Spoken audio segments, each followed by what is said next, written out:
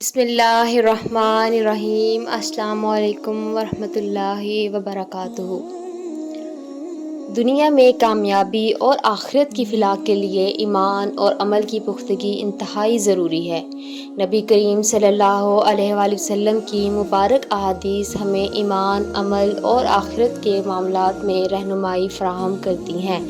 آج ہم چند اہم احادیث کا ذکر کریں گے جو ہمارے دین کی بنیادوں کو مزید مستحکم کرتی ہیں۔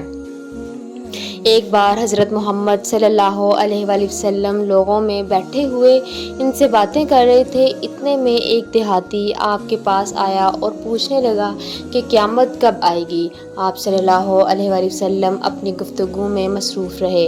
بعض لوگ جو مجلس میں تھے کہنے لگے، آپ صلی اللہ علیہ وآلہ وسلم نے دیہاتی کی بات سنی لیکن پسند نہیں کی، اور بعض کہنے لگے کہ نہیں، بلکہ آپ نے اس کی بات سنی ہی نہیں۔ جب آپ اپنی باتیں پوری کر چکے تو میں سمجھتا ہوں کہ آپ صلی اللہ علیہ وآلہ وسلم نے یوں فرمایا، وہ قیامت کے بارے میں پوچھنے والا کہاں گیا؟ اس دیہاتی نے کہا، حضور میں موجود ہوں۔ آپ صلی اللہ علیہ وآلہ وسلم نے فرمایا کہ جب امانت داری دنیا سے اٹھ جائے تو قیامت قائم ہونے کا انتظار کر۔ اس نے کہا، امانت داری اٹھنے کا کیا مطلب ہے؟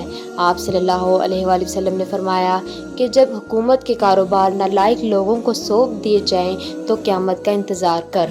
اس حدیث مبارکہ میں نبی کریم صلی اللہ علیہ وآلہ وسلم نے قیامت کی نشانیوں میں سے ایک اہم نشانی بیان کی ہے کہ جب امانت داری اور ایمانداری ختم ہو جائے گی اور حکومتیں نالائق لوگوں کے ہاتھوں میں چلی جائیں گی تو قیامت قریب ہوگی۔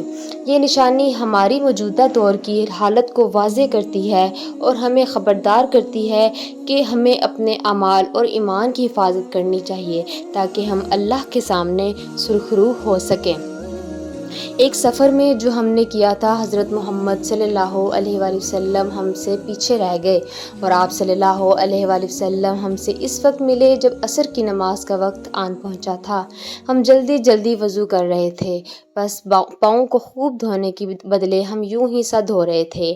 یہ حال دیکھ کر آپ صلی اللہ علیہ وآلہ وسلم نے بلند آواز سے پکارا، دیکھو ایڑیوں کی خرابی دوزخ سے ہونے والی ہے۔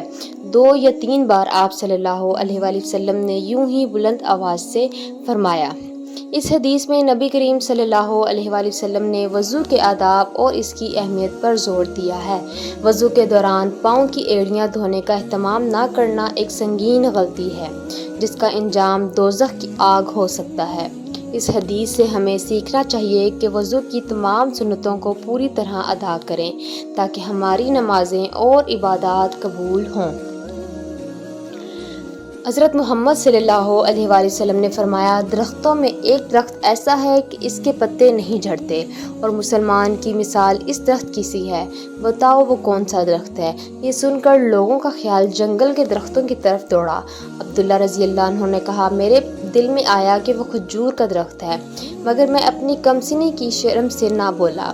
آخر صحابہ نے حضرت محمد صلی اللہ علیہ وآلہ وسلم ہی سے پوچھا کہ وہ کون سا درخت ہے؟ آپ صلی اللہ علیہ وآلہ وسلم نے فرمایا، وہ کھجور کا درخت ہے۔ نبی کریم صلی اللہ علیہ وآلہ وسلم نے کھجور کے درخت کو ایک مسلمان کی مثال کے طور پر پیش کیا ہے۔ جیسے کھجور کا درخت اپنے پتوں کو نہیں گراتا، اسی طرح ایک مسلمان کو بھی اپنے ایمان اور اعمال میں ثابت قدم رہنا چاہیے۔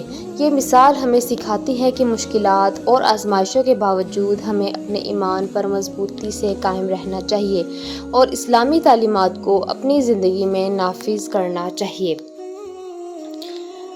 آخر میں ان احادیث سے ہمیں یہ درس ملتا ہے کہ ہمیں اپنے ایمان کو مضبوط کرنا ہے، وضو اور نماز کے تمام آداب کو پورا کرنا ہے اور اپنی زندگی کو اسلامی اصولوں کے مطابق گزارنا ہے۔ اسی میں ہماری دنیا اور آخرت کی کامیابی ہے۔ یہ تھی آج کی احادیث۔ ہمارے چینل کو سبسکرائب کریں تاکہ آپ کو مزید اسلامی تعلیمات پر مبنی ویڈیوز دیکھنے کو ملیں اور آپ کی دینی معلومات میں اضافہ ہو۔